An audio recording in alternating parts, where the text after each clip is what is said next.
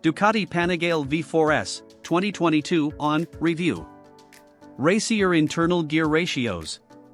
Ducati haven't really shouted about it over the past few years, but they've been making a deliberate effort to make their road bikes easier to ride.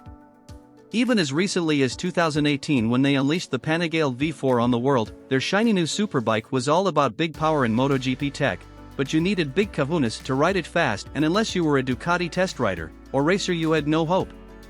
It was tamed in 2020 and its table manners improved again in 21, but for 22 it's taken its biggest, friendliest step. Ride quality and brakes.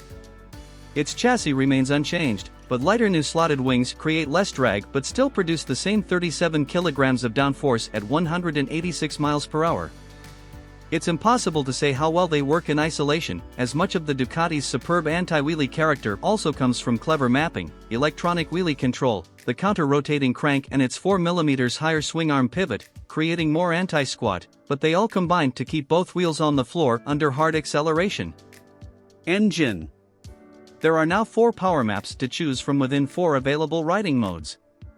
Low restricts power to 150 brake horsepower, like a Panigale V2, for the wet, and for the perfect and most manageable power delivery in the dry, medium and high have full power and dedicated mapping in each gear, a first for a road bike.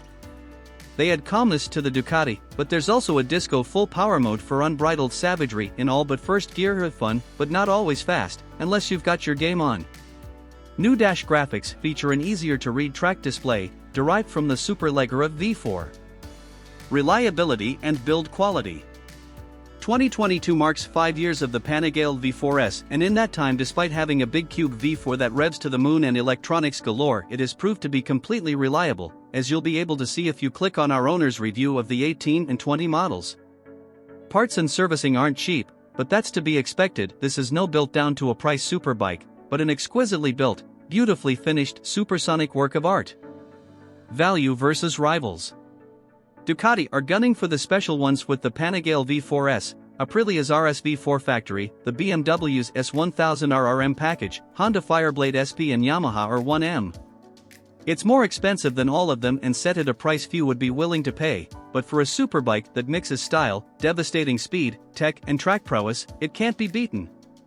Equipment. The Panigale V4S comes with the best chassis parts, electronics and a bombastic motor, although it would be nice to have some carbon fiber for the price. You get Brembo style moss, Pirelli Diablo Super Corsa SP rubber, semi-active Alene suspension, forged ollie wheels, wings, a lithium battery, racing handlebar grips and every lean-sensitive rider aid box ticked, traction and stability control, anti-wheelie, launch control, ABS with slide control, engine braking control, for riding modes and 4 power maps in color dash. A full range of Ducati performance accessories is available, including a lightweight, but track-day quiet race exhaust. First seen on Ducati's later WSB twins, the 105dB, 102dB with baffle, titanium system is 6 kg lighter, adds 12 bhp, and costs £6,156. Bike.